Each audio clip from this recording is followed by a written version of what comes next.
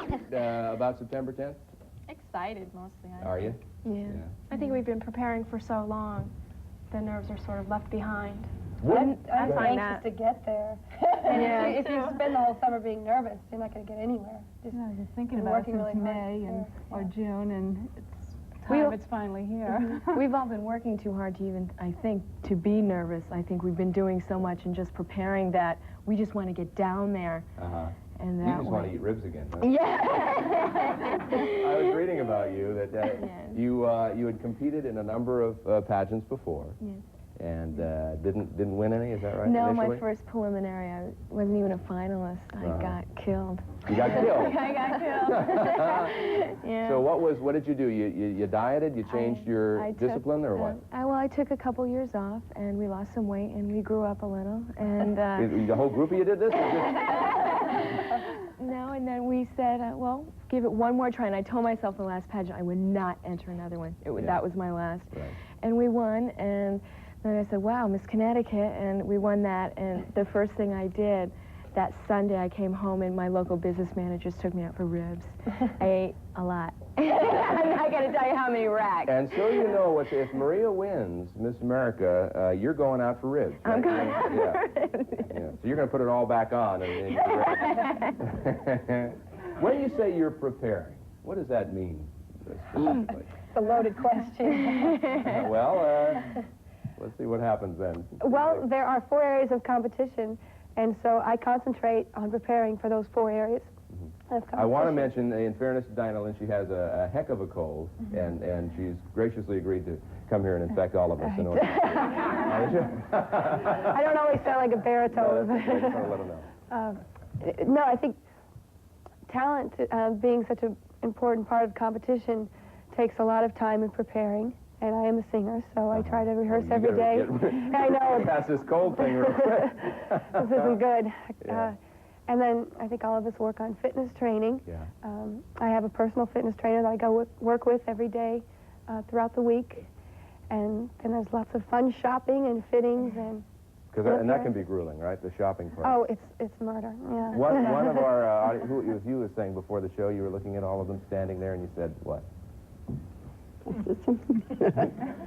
We're doing a whole show on short-term memory problems, but you said they're all so skinny. Yeah. Oh, that's right, aren't they? Beautiful. Yeah. Do you ever do you ever feel like, God, is this worth it? This is so hard.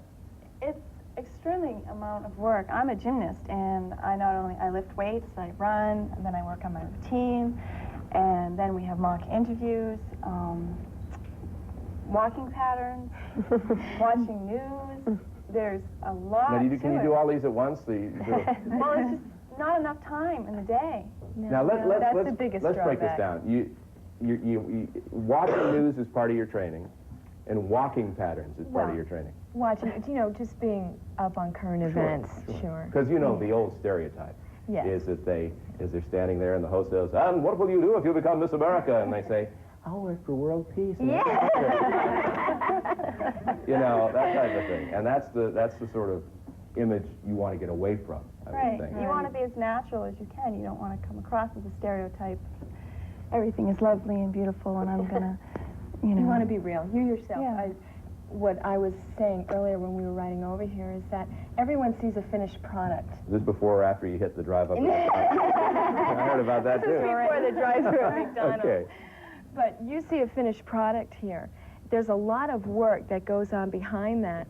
And I, for one, my father was not really a pageant enthusiast, but he's seen all the work that I've done and all the work that the Miss America program does just for the parents alone, just to make sure that they stay there. When you diplomatically say he wasn't exactly a pageant enthusiast, how did he actually talk to you when you said he wasn't a pageant, he didn't believe in them. But I think that now I've changed his mind. You know, he supports me thoroughly, and he's always there. As a matter of fact, he was my biggest support the morning of my state pageant because I was a mess.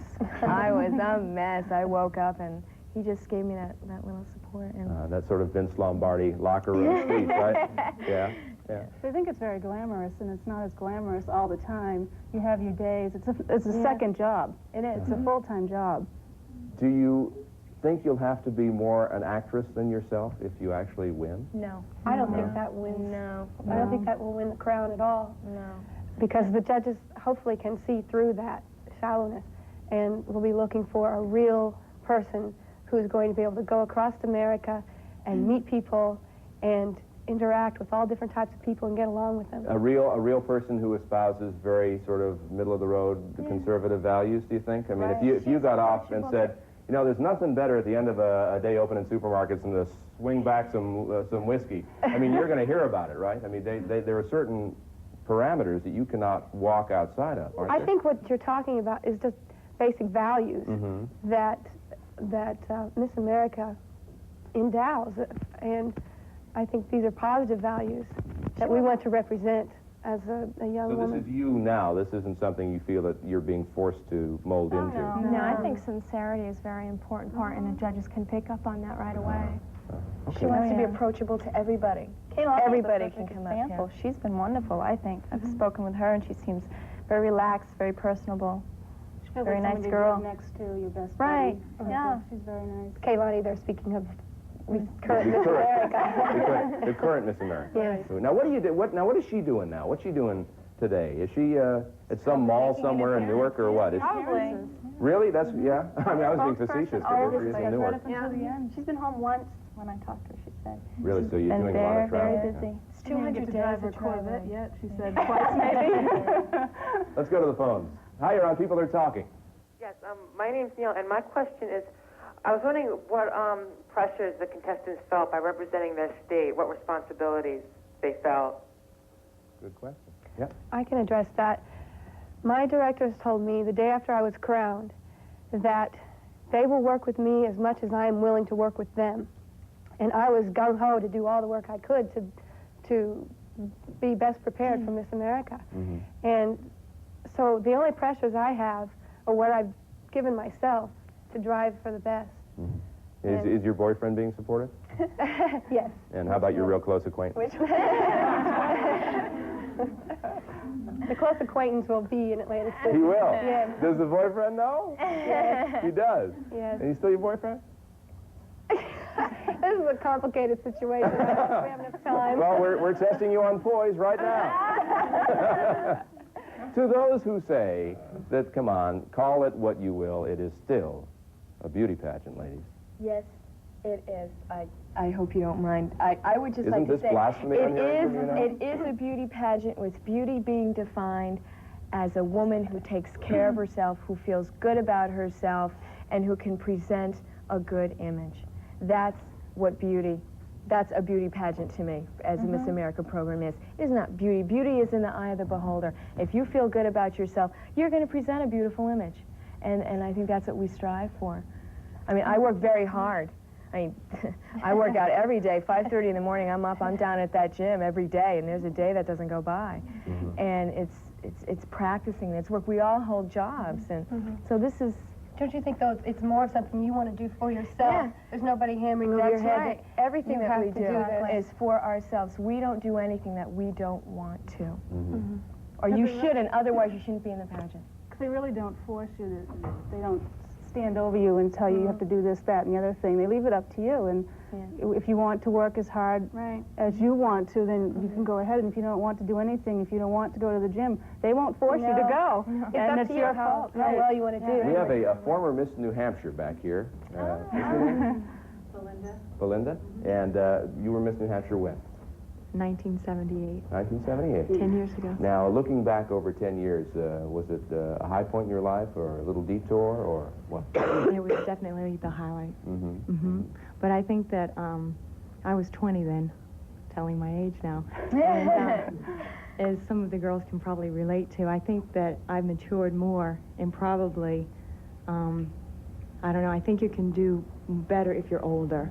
That's what I like to say. I was a first-time local, state, and when I went, I was probably, if I was 25, I think might have gone all the way. I think it's more important how you handle yourself later. And you're more prepared if you're a little older. When we come back, Bea Waring, who was Miss America in 1948, will join us, and she joins us annually when we do these shows, as we wish you luck on your route to Atlantic City. And when we come back, I'd like to address the following. Even though you have established the mindset that this is a scholarship pageant, it is not a beauty pageant, you're in the minority, and I think you know that. And I want to find out how you deal with the people who think it's a meat market up there in Atlantic City when we come back.